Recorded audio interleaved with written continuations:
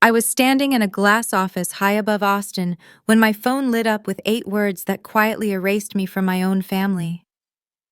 My name is Jane Lewis, and in my hometown I'm the difficult daughter, the one they're willing to sacrifice so my brother's life stays comfortable. Down there, under church lights and 4th of July fireworks, they were using my identity like a credit card they never had to pay. Up here, I had one choice: stay silent or finally fight back. Want to hear how far a family will go to erase you? Like, share, comment, and subscribe to our channel. We always appreciate the time you spent here with us. My little brother's text hit the family group chat at 8:42 p.m., just as I was closing my laptop in the glass conference room. Most of the floor was dark, Austin's lights smeared across the windows when my phone buzzed across the table. Lewis fam. Cole. Don't come to the cookout this weekend. Emma says you always bring the mood down. A second later, the follow-ups. Mom. Let's just keep it peaceful this year. Okay, Dad. Love you both. Don't start anything, Jane. Emma added a laughing emoji under Cole's message. Mom and Dad heart reacted like they were endorsing a joke, not my exile. No one asked if that was fair. No one asked how I felt. With 3 short texts and a couple of stickers, my family quietly pushed me out of the only tradition we still shared. At SentinelNet, I'm Jane Lewis, Senior Cybersecurity Project Manager. When a client is under attack, they call me. I approve response plans and budgets that could buy my parents' house twice over. Here, people listen. In that chat, I'm still the too sensitive daughter my parents can mute for the sake of peace, the sister my brother can erase whenever my presence makes him uncomfortable. My thumbs hovered over the keyboard. I wanted to ask why peaceful always meant without me. I wanted to remind them how often I drove 3 hours each way for these barbecues, how many times I left work early and made it up on weekends. I wanted to say this felt cruel and unfair. Instead, I typed one word. Got it. I hit send before I could talk myself into explaining. I grew up learning that explanations are ammunition. If I defend myself, they call me dramatic. If I stay quiet, they call me cold. Either way, I'm the problem. Tonight, I picked the option that cost me the least blood. The AC hummed overhead. Somewhere down the hall, a printer spat out its last pages.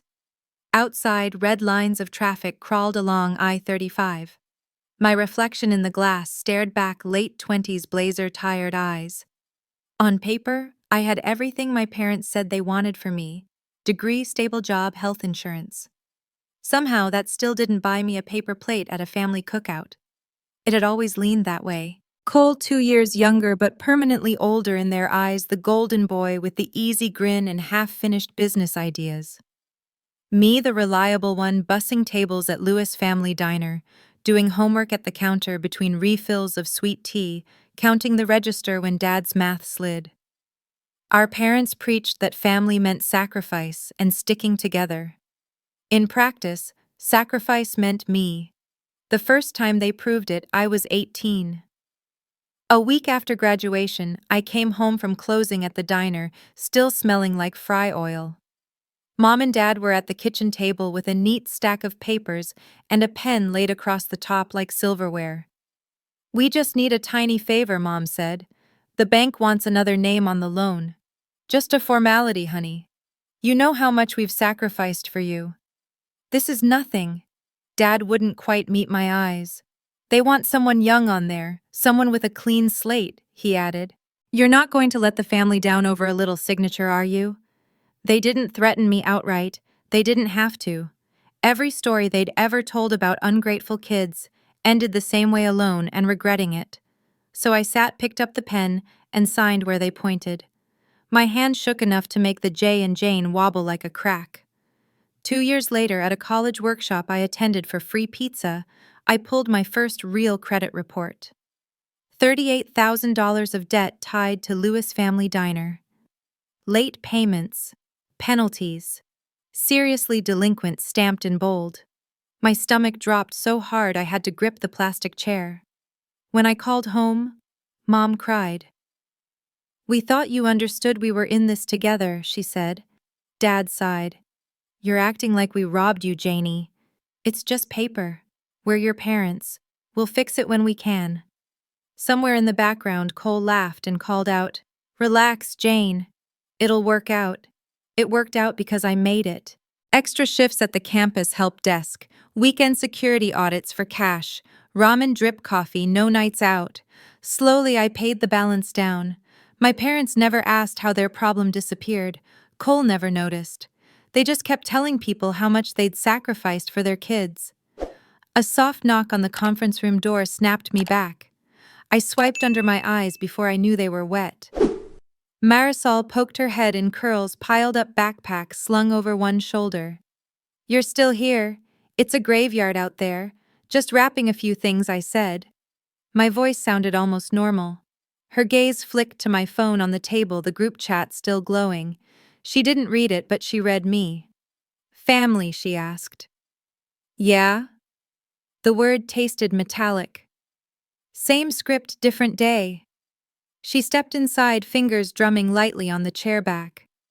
"You know you're allowed to say no to people who hurt you, even if they're your parents," she said. "Boundaries don't threaten real love. They just threaten control." I managed a thin smile. "Working on it." She studied my face for another second, then nodded. "Okay, text me if you need anything. I'm out." The door clicked shut, and the room settled back into its hum. I picked up my phone, turned it face down, and slid it away. If my parents and my brother wanted a peaceful cookout without me, they could have it. If they thought I was the problem, they were free to enjoy the holiday without the daughter whose name they'd once stapled to their debt. I was tired of being the part they sacrificed to keep Cole comfortable. Let them see who I am without them. I reopened my laptop and pulled up an incident report. Phrases like external threat and unauthorized access stared back at me. For once, I was the one locking things down. The landline on the wall buzzed loud in the empty room. I jumped, then hit speaker. "Lewis." "Hey, Jane, it's Jordan at reception," he said. "Sorry to bug you this late, but there's a couple down here asking for whoever handles big investments." I told them that's not really us, but they're insisting it's urgent, and they, quote, "won't leave until someone in charge talks to us." Of course. Did they give names, I asked. Paper rustled. "Yeah, Cole Lewis and Emma Price. They say they're family." For a moment the room narrowed. My pulse thudded in my throat. Even 3 hours away, my family had found a way to appear without warning, pushing into a place they didn't belong. "Jane, you still there?" Jordan asked. I swallowed. "Yeah," I said. "I'm here. Send them up." My phone was still warm from last night's family text when I walked into the office Saturday morning. SentinelNet on weekends is mostly empty dark screens, humming vents, emergency lights down the hall. I told myself I was here to clear tickets. Really, I just didn't want to sit in my apartment imagining my parents' backyard full of smoke and folding chairs without me. I claimed the same glass conference room as the night before and opened my laptop. The desk phone rang before the login screen finished loading. I hit speaker. "Lewis. Security downstairs," a man said. "We've got a couple here asking for you. Says he's your brother Cole and his fiancée Emma. They say it's urgent. Something about an investment. If they were here to apologize, they could have texted. Showing up at my job on a Saturday meant they wanted something big." For a second, I thought about saying no and having security send them away. The idea felt dangerously good. "Do they have an appointment?" I asked. "No, ma'am." They walked in and refused to leave without talking to whoever's in charge. Of course. I stared at my reflection in the glass ponytail, tired eyes, jaw clenched, then forced myself to breathe. "Send them up," I said. "Conference B." I hung up and stood smoothing my t-shirt like it could flatten the knot in my chest. A small part of me still hoped they wanted to talk about the cookout text, admit it was cruel. The rest of me knew better. The elevator chimed. Through the glass, I watched the doors open. Cole stepped out first in a crisp white button-down and dark jeans, his young founder uniform. Emma followed in a fitted blazer and wide-leg pants, hair blown out, leather folder tucked under one arm. They looked like they'd come from a pitch competition, not our parents' kitchen. They came in smiling like nothing had happened. "There she is," Cole said, spreading his arms. "Our big city star." I stayed seated. "What are you doing here?" Emma's eyes swept the room, taking in the monitors, the logo etched in glass. "This place is amazing, Jane," she said. "You've really made it." She sat opposite me, already opening the folder. Cole dropped beside her. "Relax," he said. "We're not here to hassle you. We're here with a huge opportunity." Emma slid a glossy booklet across the table. The cover showed the diner at Sunset Patio, full logo redesigned. Across the top, Lewis Smokehouse and Taproom, franchise expansion. "I've been working on this," she said, flipping it open. "We're going to turn the diner into a real brand. Multiple locations, jobs for the town, a way to honor what your parents built and keep the Lewis name alive." She smiled like this was a foregone conclusion. "And you get to be the angel investor who makes it happen."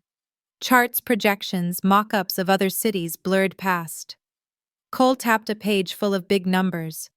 "We've already talked to a bank," he said. "They're interested, but the terms suck if it's just us. With you on as a co-signer, or if you want to put some money in yourself, everything changes.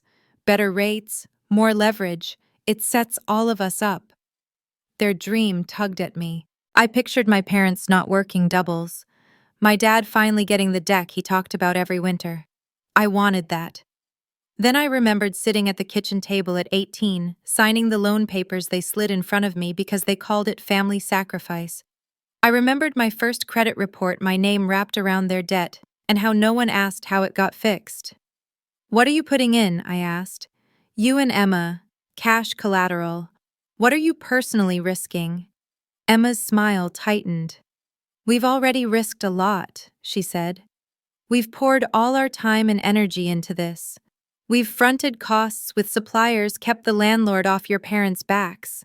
That's real risk." "That's not money," I said. Cole shifted. "We're stretched right now," he admitted. "We've been floating the diner as much as we can. That's why this is perfect. Mom says you're doing great down here.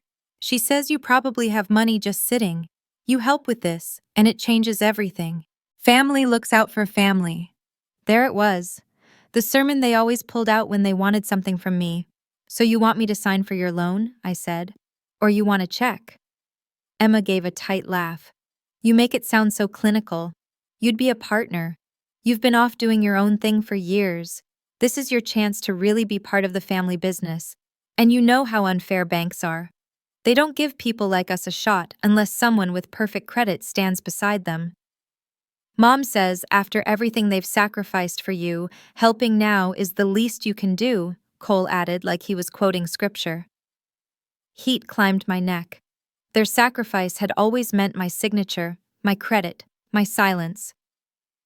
"I'm not investing," I said. "I'm not co-signing. I'm not putting my name on anything." They stared as if they'd misheard. Then Emma's face hardened. "You can't be serious," she said. "Jane, this is your parents' future. Your brother's future. You sit in this nice office making real money and you won't even help your own family because you're scared." "I'm not scared," I said. "I'm done being the safety net." She scoffed. "Right. You move to Austin and suddenly you're too good for everyone back home. You never show up, you never help with the diner, and now you want to play the victim." Cole leaned forward, voice climbing. "You're really going to let everything Mom and Dad built fall apart because you're still mad about some old loan? They did what they had to do to keep food on the table, you know that. You're erasing me from this family's story." "I'm saying no," I replied. "You came here no warning on a weekend to demand I hand over my future because you decided it belongs to you. It doesn't." I stood. "This meeting is over. You need to leave." Emma slammed her hands on the table. Her voice bounced off the glass. "No. You don't get to dismiss us like sales reps. Do they know who you really are here? That you turned your back on your own parents? That you'd rather hide in this box than lift a finger to help?" On the floor outside, a few heads turned. The hum of keyboards thinned. A security guard in a navy polo appeared in the doorway. "Everything okay?" he asked, looking at me. "We're done," I said. "They were just leaving." Cole stared like he didn't recognize me. "You're choosing this place over us," he said quietly. "I'm choosing myself," I answered. Emma snatched up the pitch deck and shoved it into her folder. "This isn't over," she muttered as she pushed past the guard. Cole followed, shoulders tight. The guard walked them toward the elevator. I watched the doors close on my brother's wounded expression and Emma's glare. As soon as the floor number blinked back to idle, my phone buzzed on the table. An email notification slid across the screen. "Loan pre-approval, Lewis Smokehouse and Taproom, applicant Jane Lewis." My pulse jumped when I saw my name in the subject line.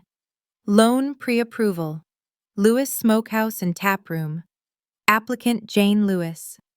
The email sat at the top of my inbox like a landmine. I opened it. A cheerful hometown bank logo filled the header. Under it, in clean blue font, my life had been rearranged without me. "Dear Ms. Lewis, thank you for your interest in our small business expansion program. Based on the information provided, you are pre-approved for a loan amount of up to $350,000. Business name, Lewis Smokehouse and Taproom, LLC. Business address, the diner back home. Primary applicant, Jane A. Lewis. Co-owner, Cole Lewis. Every line was a theft. Social security number, mine. Income, my exact salary. Employer, Sentinel Net, Cybersecurity, Austin TX. Attached documentation, 3 pay stubs, 2 years of W-2s, copy of driver's license." My mouth went dry. Those pay stubs had lived in a file box in my old bedroom closet, the one I left behind when I moved. My parents always said they kept things safe. At the bottom, a note: "Electronic signatures and supporting documents received 2 weeks ago. IP address, Stillwater, Oklahoma. Application time, 11:52 p.m. I could see it, the yellow kitchen light, Cole's laptop on the table. Emma leaning over his shoulder, scrolling through my paperwork like it was a coupon drawer. No warning, just the old assumption that my future belonged to the family. My hand shook as I dialed the number in the email. An automated voice chirped options. I hit 0 until a person answered. "Plainsview Community Bank. This is Carla. How can I help you today?" "This is Jane Lewis," I said. "I just got a pre-approval email for a small business loan. I didn't apply. Someone used my information without my permission. I need to report identity theft." Her tone tightened. "I'm sorry to hear that, Ms. Lewis. Let me pull that up. Can I verify some information first?" I recited my birth date, address, last 4 digits of my social. Keys clacked. "Okay," she said. "I see the application. It lists you as the primary borrower with electronic signatures on file and several documents uploaded: pay stubs, W-2s, an image of a driver's license that appears to be yours. It also notes a co-owner, Cole Lewis relationship, family." "That's my brother," I said. "I didn't sign anything. If you have a signature, it's forged." "I understand," she replied. "The system shows the application originating from an IP address in Stillwater. Does that location make sense?" "That's where my family lives," I said. "We take this very seriously," she said. "I can flag this as suspected fraud and deny the application immediately. We'll also lock your profile so no new applications can be submitted without direct verification from you." "I want a hard denial," I said. "Fraud flag. And a note that nothing gets approved without my verbal confirmation." "Yes, ma'am. I'm submitting that now. You'll receive a formal fraud report by email. I recommend contacting the credit bureaus as well." "That's next," I said. When I hung up, the conference room hummed. I stared at the pre-approval email. They had already moved without me gambling that I'd never notice, or that, like always, I'd cave. 40 minutes later, the promised PDF hit my inbox: fraud case, number 27419. Primary identity, Jane Lewis. It listed timestamps, IP address, document names. At the bottom, a neat note: borrower's brother and family assisting with application. Assisting. That was one word for it. I forwarded the report to Cole and Emma, CCing the family group email my parents used for church announcements. No subject line, no text, just their work labeled. Cole called within seconds. I let it ring. He called again. Then Emma. Then back to Cole. The phone buzzed across the table like a trapped fly. On the 8th try, I answered. "What do you want?" I asked. "What do I want?" he shouted. "What did you do?" "The bank just called saying you flagged the loan as fraud. Are you trying to destroy us?" I told them the truth. I said, "I didn't apply. You did, using my identity. You're really going to blow everything up over a technicality," he said. "Mom told you we were working on this. You knew we might need your help." "Needing my help is asking," I said. "This was stealing." Emma's voice cut in. "Put it on speaker." A click. "Do you have any idea how humiliated we are right now?" she snapped. "The bank is treating us like criminals because you couldn't handle one simple favor for your family." "One simple favor would be a phone call," I said. "You tried to take out $350,000 under my name without telling me. That's not a favor. That's fraud." "It's not like we're strangers," she shot back. "We're family. We used your info because you're part of this. We were going to pay it back. You make good money. $350 is nothing to you." "You don't get to decide what is nothing to me," I said, "or what my name is worth." "We did this for Mom and Dad," Cole said, "so they don't have to die behind that grill. You know how much they sacrificed for you, and now you're threatening their future over paperwork. Sacrificed." There it was again. "I'm not threatening anything," I said. "I'm protecting myself." "You sat in their kitchen and decided my life was collateral. You didn't ask because you knew I'd say no. That's not love. That's using me." "You left," he snapped. "You hate being part of this family unless you're playing the victim. The second we actually need you, you run to a bank and tattle like we're criminals. When Mom and Dad hear what you've done, you're done. Don't bother coming home." Once that would have gutted me. Now it just sounded accurate.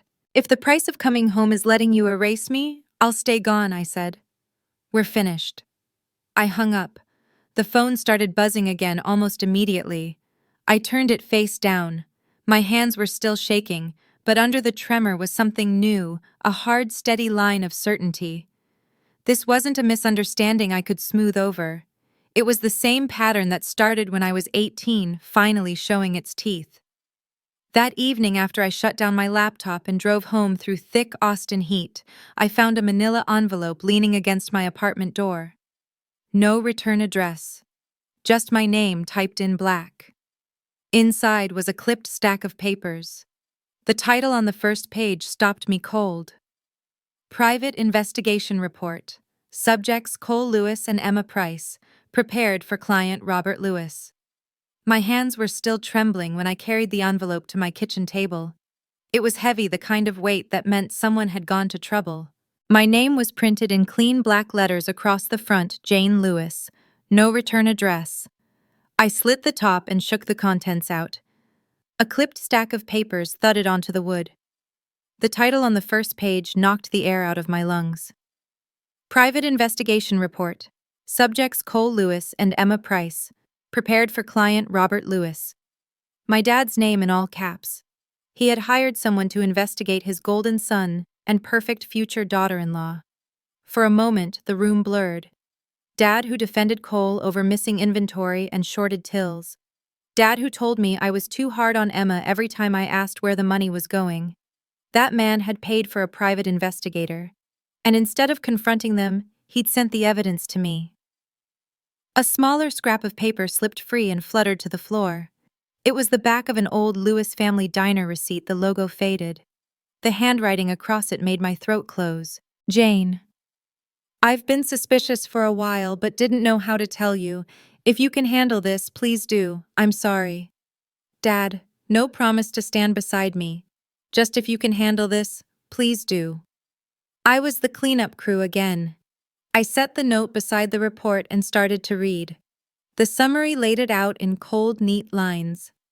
Over the last 3 years, Cole and Emma had launched and burned through a string of ventures. First was a streetwear brand called Emberline that lived mostly on Instagram and in boxes of hoodies in my parents' garage. Funding source 3 maxed out credit cards belonging to Emma's ex-boyfriend, who later filed for bankruptcy. The investigator attached court filings and statements, print shops, online ads, networking bar tabs stacked like kindling. Next came the diner rescue. Several suppliers had gone unpaid for months. Instead of telling my parents the truth, Emma and Cole took out short-term loans in my parents' names, rolling one into another, always promising the big plan was right around the corner. Screenshots showed emails where Emma assured a lender that the daughter in Austin will co-sign if needed. She owes the family. My name, not even in the room, was a bargaining chip.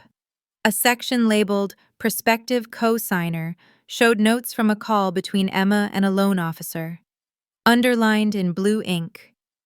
Future co-signer, Jane Lewis, oldest daughter. Perfect credit, stable job. Doesn't visit often. Hard to get buy-in emotionally, but parents can talk to her. Hard to get buy-in emotionally, I muttered. That was one way to describe saying no. The next pages were screenshots from Emma's messages and DMs, usernames blurred. Certain lines were circled in red. Jane doesn't even know she's our parachute. She owes this family. Her parents sacrificed everything for her. Her credit is spotless. She was basically born to bail us out. We'll get her on board. Worst case, we just use her info. She'll melt down, then calm down. She always does. My eyes burned. To Emma, I wasn't a person. I was a tool with a credit score attached. To Cole, I was the reliable older sister whose panic didn't matter as long as the bills got paid. I turned the page and nearly dropped the stack. The heading read, Proposed Estate Plan, Lewis Family. Notes from a meeting at a local attorney's office. My parents' names at the top, then bullet points. Leave diner building business assets and house to Cole Lewis. Designate Cole as sole executor. Leave sentimental personal items, jewelry, photos, heirlooms to Jane Lewis and Mia Lewis. No mention of splitting equity. No mention of me or Mia sharing ownership of the only real assets our parents had. In the draft, Cole inherited everything that could actually pay a bill. Mia and I got whatever was left in boxes. They hadn't just allowed other people to use me. They were willing to erase me from any future security to keep their golden boy's dreams intact. Disbelief hit first, sharp enough to make me nauseous. My parents raised us on stories about fairness and hard work. We said grace over meatloaf about God providing and families sticking together. And quietly in a lawyer's office, they'd planned to hand everything to my brother and call the rest sentimental. Grief followed heavier. I pictured Mom folding my old t-shirts into donation bags while telling neighbors how proud she was of our Jane out in Austin. I pictured Dad at the grill telling customers about Cole's big plans. In every version of their future, I realized I was background. Useful in a crisis, invisible in the credits. The investigator had included photos pulled from social media. One showed my parents and Cole standing in front of the diner, with a loan officer, all smiles, pens in hand. Emma had posted it with a caption, "Whatever it takes for the family." I wasn't in the shot. That had been the same week I'd wired money from my savings to cover an unexpected repair. Under the ache, something hard began to form. A place inside me that didn't flinch when they said sacrifice, that didn't automatically assume I was supposed to be the one laid on the altar. I closed the report, then opened it again with a pen and a legal pad. I wrote 4 bullet points in my own handwriting, slow and deliberate. Freeze credit at all 3 bureaus. Immediately. Hire consumer protection attorney in Austin. Get copies of every document with my forged signature. Stop quietly absorbing damage. The last line made my hand shake. I underlined it anyway. I spent the next hour on the phone with Equifax, Experian, and TransUnion, placing fraud alerts and locking everything I could lock. Every confirmation number I wrote down was a small piece of ground reclaimed. Then I searched for a consumer protection attorney in Austin. By the time the sky outside had gone from pink to black, I was on a video call with a woman named Karen Patel. I walked her through everything: the old diner loan they'd tied to me at 18, the new application I'd just shut down, the PI report, the estate notes. When I finished, she took off her glasses and pressed her fingers together. "These people aren't just messy with money," she said. "They're predators who know you won't fight back. That's their mistake." "So I have a case?" I asked. "You have several," she said. "First, we keep your identity locked down. Second, we force them to unwind anything they've done in your name. Third, you decide how far you want to take this. You are completely within your rights to block every loan, pursue civil damages, and cooperate if the DA decides this is criminal." "They're my family," I said. She didn't look away. "And they're stealing from you. Those two truths can exist at the same time. You get to decide which one you act on." After we hung up, I sat in the blue glow of my laptop, the PI report open beside me, Karen's number saved in my phone. Somewhere in Oklahoma, they were probably still planning the 4th of July cookout, the one I'd been told not to attend. I pictured the church park, the grills, my parents laughing while they explained my absence in whatever way made them look the most peaceful. An idea took shape, sharp and steady. The cookout drew the whole town: aunts, uncles, neighbors, the pastor who always told me to be patient with your brother. For years, my family had rewritten every story about me in rooms where I wasn't present. Maybe it was time I brought the truth to a place they couldn't control. I pictured a long folding table, a red checkered cloth, and this report laid out between the potato salad and the buns. Not for drama, for proof. My laptop pinged with a new email from Karen. Subject: draft. Formal termination of financial support and notice of legal intent. Jane Lewis versus Cole Lewis. Emma Price and Robert and Linda Lewis. I opened it and read the first line. For the first time in anything tied to my family's money, my name came first. Not as a cosigner, not as a footnote, as the one drawing the line. By the time the 4th of July rolled around, the draft from my attorney was no longer a draft. It was printed on heavy paper, signed and tucked into the back of a thick manila folder with the PI report and every fraud document I could pull. The same group chat that told me not to come had gone oddly quiet. No apology, no new invite. Just silence, like they could erase me with lack of mention. I went anyway. The church parking lot was already overflowing when I pulled in. Kids ran between cars with sparklers, red, white, and blue smoke drifting over the grass. Flags snapped along the chain-link fence. The park behind the church was full of folding chairs, coolers, grills, smoking under the sun. Country music hummed from a speaker near the pavilion. This was the heart of my hometown potluck tables, church elders, neighbors who had watched me grow up bussing tables at the diner. I stepped out of my car with the folder under my arm. Heads turned. Conversations dipped, then picked back up in whispers. I could feel the story already in circulation. Jane ruined Cole's big break. Jane turned on her own family. Jane made a bank threaten them. It hung in the air like humidity. My parents were exactly where I knew they'd be: in the center, under the shade of a pop-up tent, at a long picnic table layered in red checkered cloth and Tupperware. Dad stood by the grill, flipping burgers, laughing with the pastor.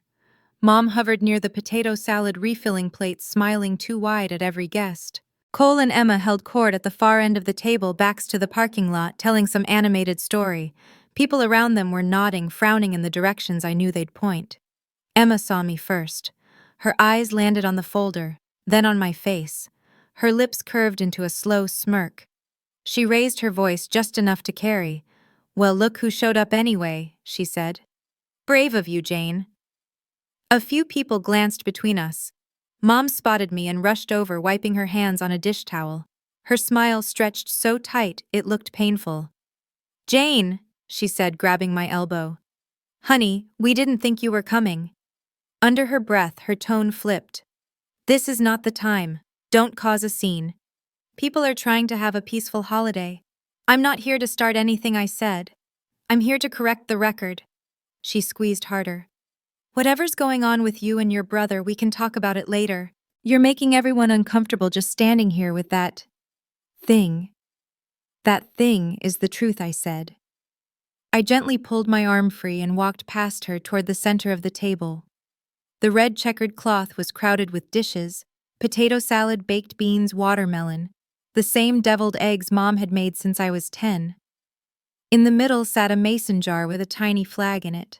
I set the folder down between the flag and the potato salad. The thud cut through the music. A few conversations around us stuttered to silence.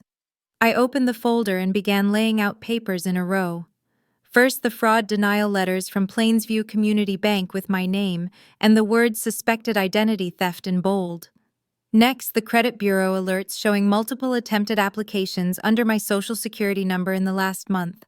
Then the PI report cover page with my dad's name listed as the client and the subject line Cole Lewis and Emma Price. After that, printed screenshots of Emma's messages, the lines about me being their parachute, about how they could always use my information if I said no, the ones the investigator had circled in red. Finally, the notes from the proposed estate plan, highlighting the parts where everything the diner building the house went to Cole, and all Mia and I got were sentimental items. Paper by paper, I turned the table into a different kind of buffet. People drifted closer, plastic forks hovering. The pastor stopped mid-sentence. Dad froze at the grill tongs in hand. I didn't raise my voice. I didn't have to. For anyone who's heard that I ruined my brother's big opportunity, I said this is what actually happened. I tapped the bank letter. 2 weeks ago, a loan for $350,000 was submitted in my name without my knowledge or consent. It listed me as the primary borrower. The bank confirmed my information was used and my signature was forged. A murmur rippled down the table. Cole's jaw tightened. Emma's smile vanished. I pointed to the PI report. My dad was suspicious, so he hired an investigator. That report shows a pattern.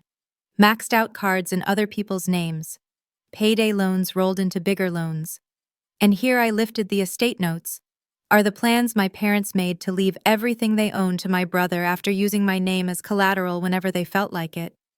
Emma stepped forward, face flushed. "This is ridiculous," she snapped. "You're twisting everything. That so-called report could be fake. The bank probably misunderstood the application. You know how they are with small businesses. This is what happens when people get successful and start looking for excuses to abandon their family. They invent witch hunts and smear campaigns." "Cancel culture, right?" I said. "Except the only thing I canceled was a loan I never agreed to." Cole shook his head, voice shaking just enough to sound wounded. "You're going to stand here on a holiday and accuse your own family in front of the whole town over paperwork. We only did any of this to keep Mom and Dad afloat, to save the diner. You're threatening their future because you're bitter." The word threatening sank into me and slid off.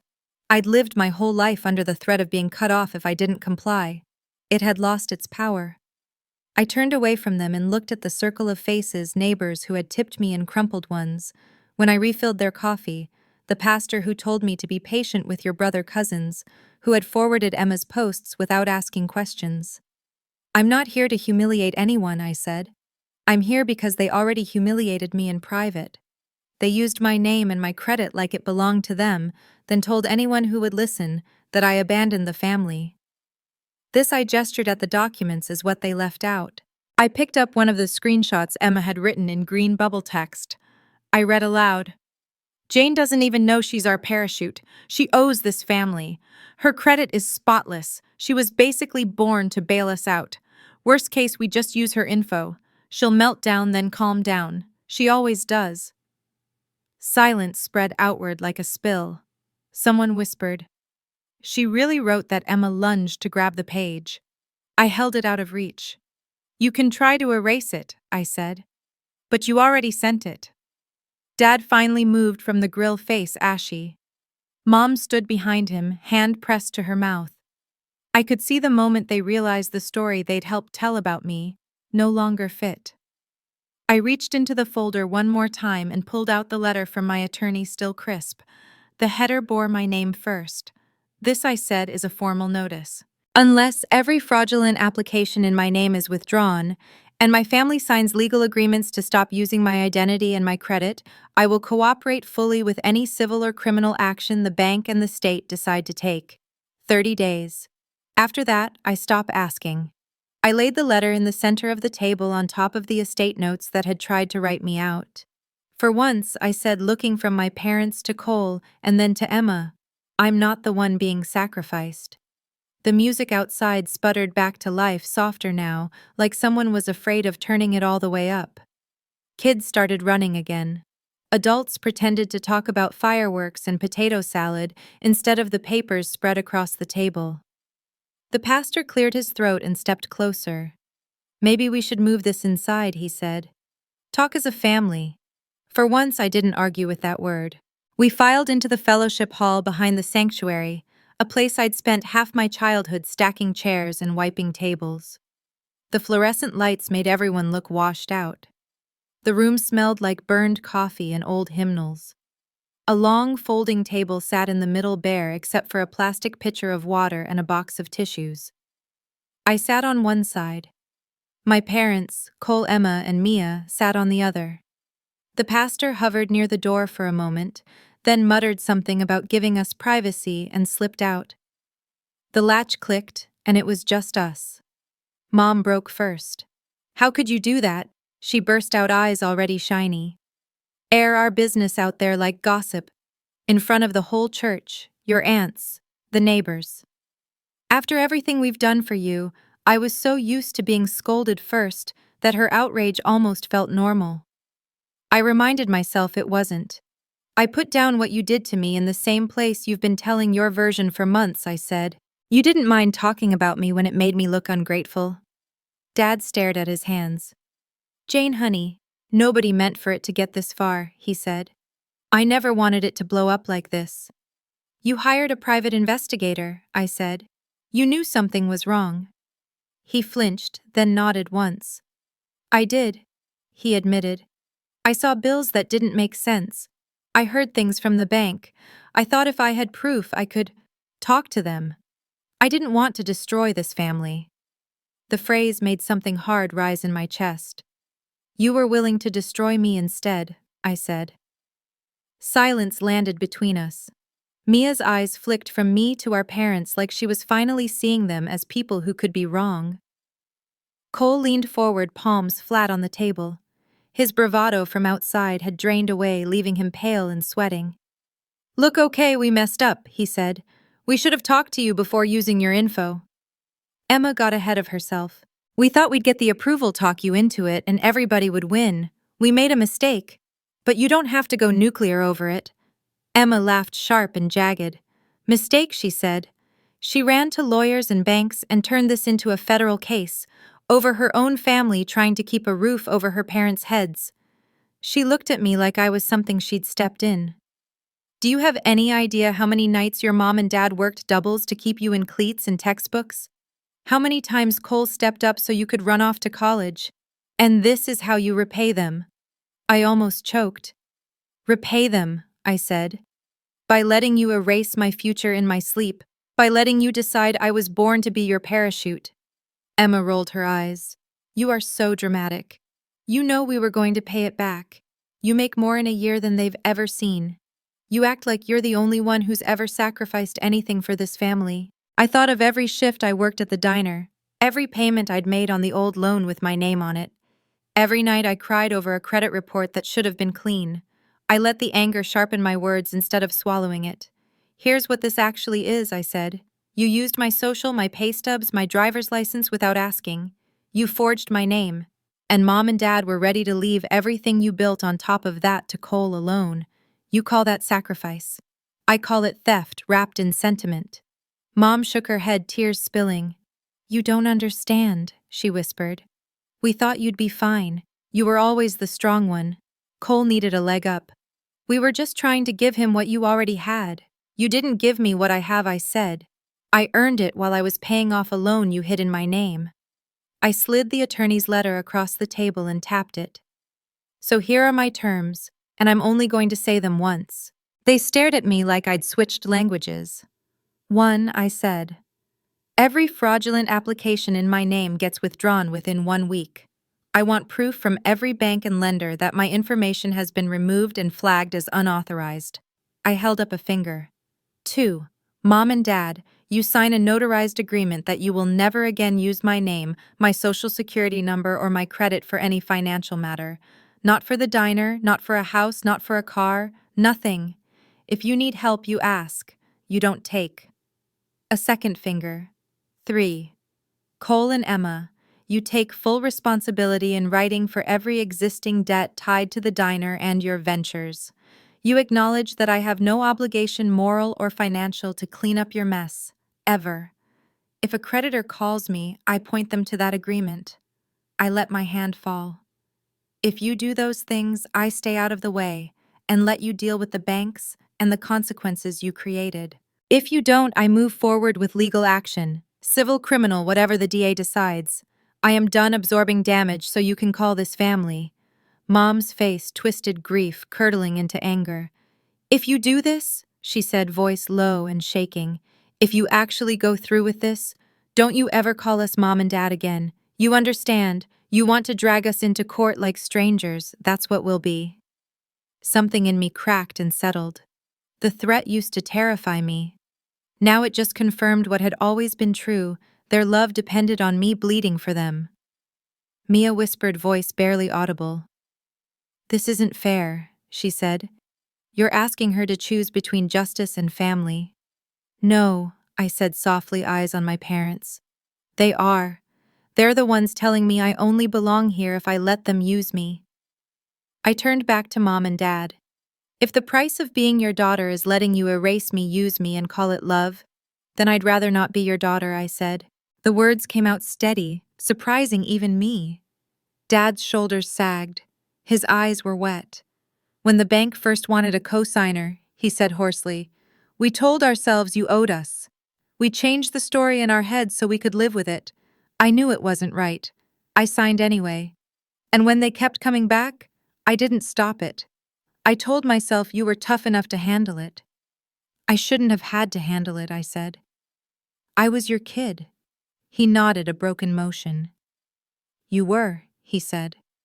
For a moment, grief washed over me so hard I could barely breathe. I mourned the parents I thought I had, the brother I wanted to believe in, the version of family that didn't require a legal document to keep me safe. But under the grief was something else, relief. No more pretending this was a misunderstanding, no more half-truths. Everything ugly was finally out in the open where it belonged. I stood, the chair legs scraping. You know what you have to do, I said. You have 30 days. I walked to the door. My hand was on the handle when my phone buzzed in my pocket. A new email preview flashed across the screen. Subject: fraud report filed. Jane Lewis. Certified notices sent. My attorney had already moved. I opened the door and stepped back into the noise of the cookout, leaving them in the harsh light of the fellowship hall to decide whether they wanted me as a daughter or a resource.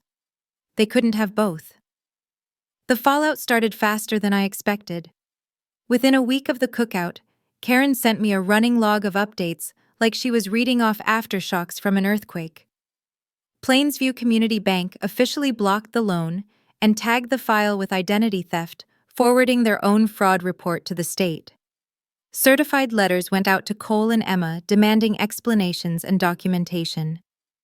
2 days later, the district attorney's office opened a preliminary investigation into loan fraud and identity theft. It wasn't a guarantee of charges, but it was a line drawn in ink. Someone other than me finally saw what they were doing and called it wrong.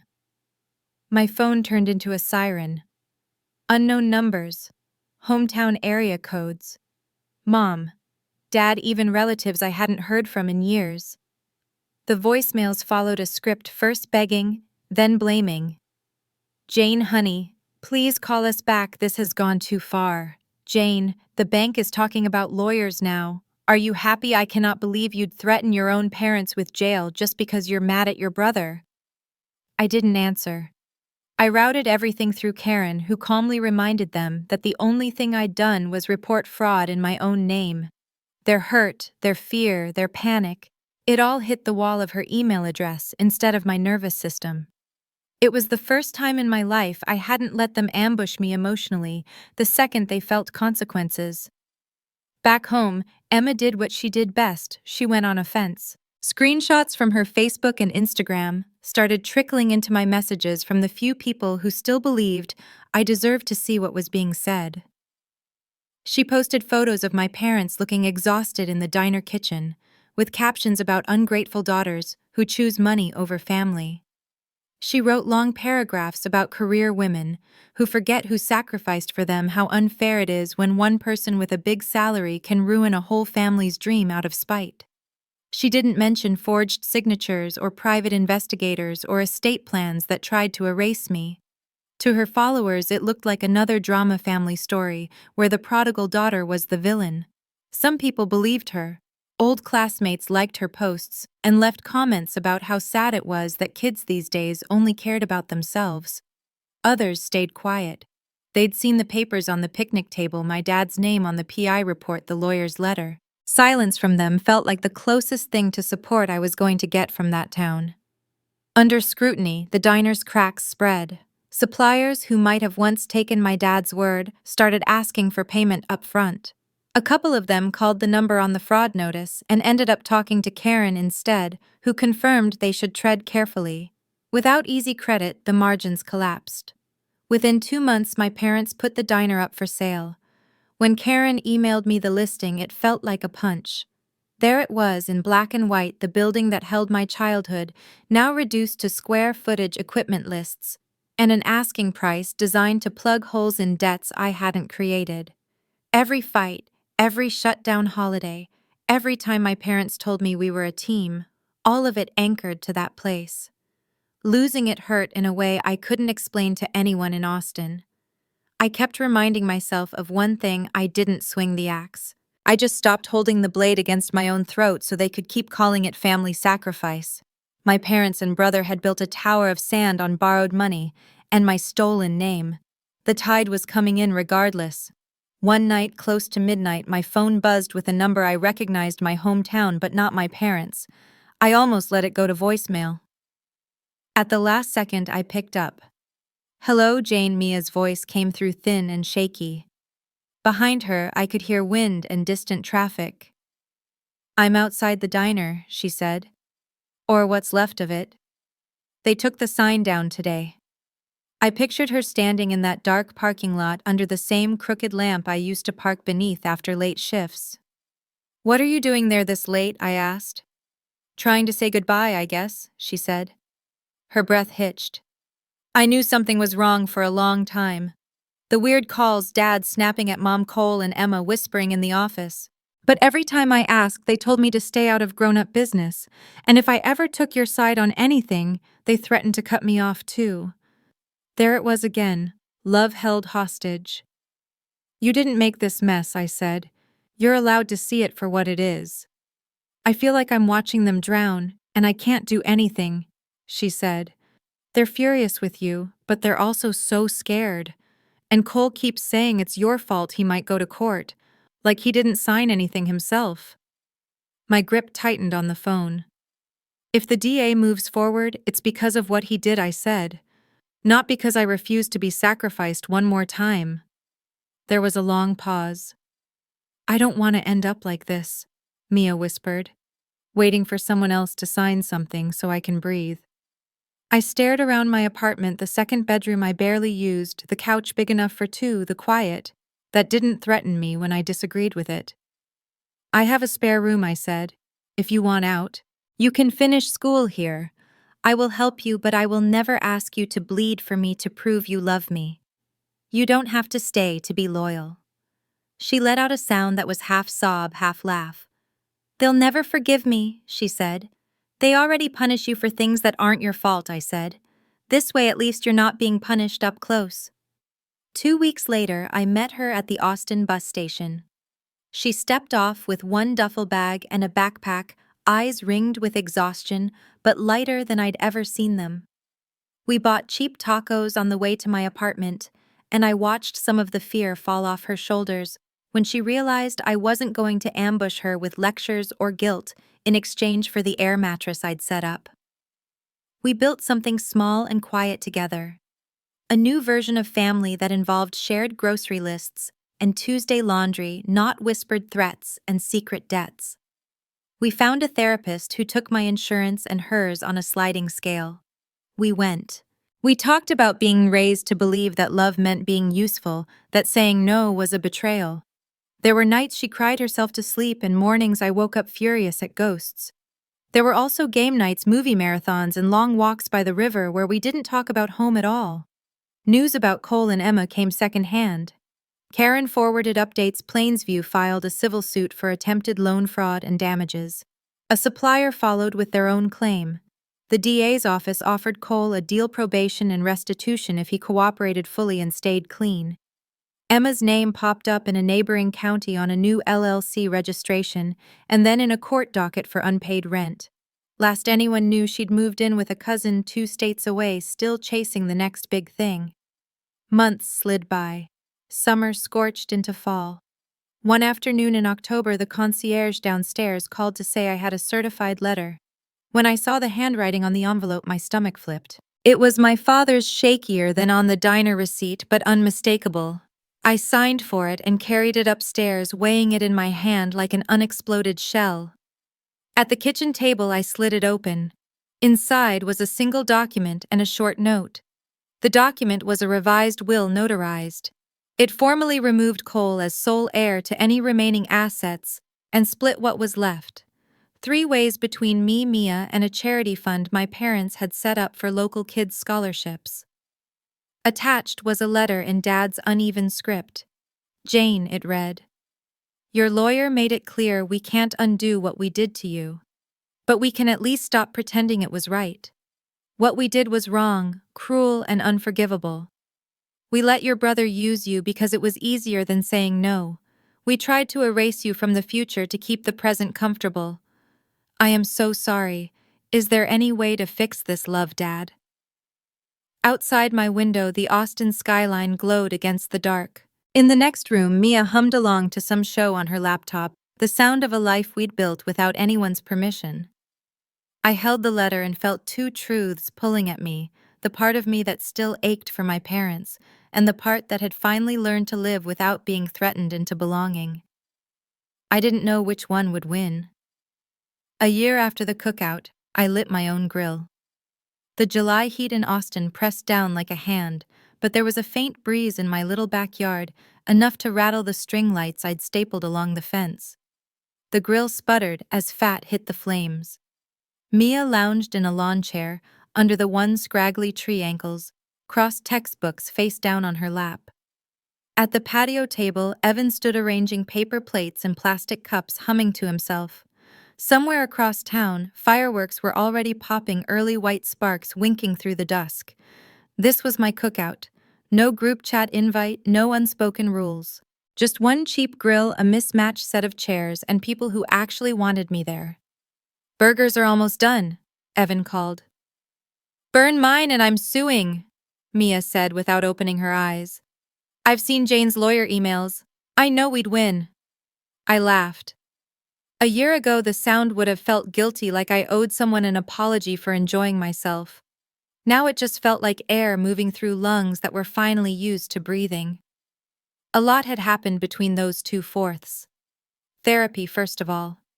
Every Tuesday at 4, no matter what fire was raging at work. Sitting in a soft chair while my therapist traced patterns I'd never named out loud, how often I used the word "oh" when I talked about my family. How quickly I minimized my own pain, how easily I accepted being ambushed as normal because it had always been dressed up as love. In those sessions, I unpacked the night at the church hall, the way my mother's voice had shaken when she said, "Don't call us Mom and Dad again." I talked about the guilt that stalked me after the diner sold, even though I'd only refused to be sacrificed one more time. I talked about younger versions of me who thought being a good daughter meant never letting anyone see her bleed. Somewhere in there, I learned how to say full sentences that started with, "I want," without immediately adding, "but it's okay if that's too much." On the practical side, I finished paying off the last of the old diner loan that had been sitting like a landmine on my credit for years.